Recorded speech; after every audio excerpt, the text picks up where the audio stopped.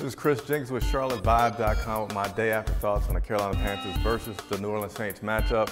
And you know, a lot of people when I was online yesterday seemed like they were on edge on this game. And I think that's because you knew it was going to be a tough game. And it was, and for that reason, I wish they had won, but I'm not surprised. I'm not feeling like, oh, we played the worst game of our lives. I know there were some mistakes, you know, but when you're playing a team that's as good as the Saints are, even if you don't make a lot of mistakes, you're going to lose the game. Now, I know some people that, like, they made a lot of mistakes. They had the punt that Flaherty dropped, or they had the punt return that Clay dropped, or you had the missed tackles, and you had the penalties.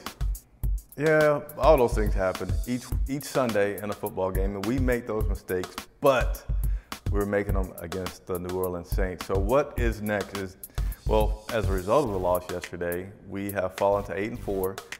Pretty good record. I can't be mad at that record. And no, I'm not just being an optimist. This video is about putting things in perspective. We're 8-4. We've now fallen to 6th place in the NFC South race for that final wild card spot, tied with the Seattle Seahawks. So we have 4 games left, and this is what I like. Out of those 4 games, 3 games are at home. We got next week against Minnesota. I'm not sure the exact order. I think it's Green Bay, then the Tampa Bay Bucks. So this Minnesota matchup is going to be a tough one, but that's what we're going to be relying on you guys, the fans, right? It's going to be a home game.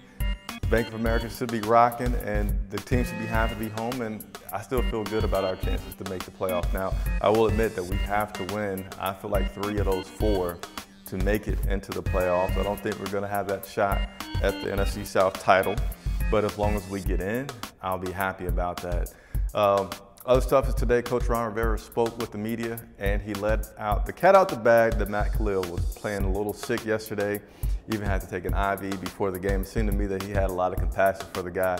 I almost feel like maybe Rivera was, you know, he had to make that decision. He didn't have much depth at that position, and he felt like playing Khalil was the best thing to do at that time.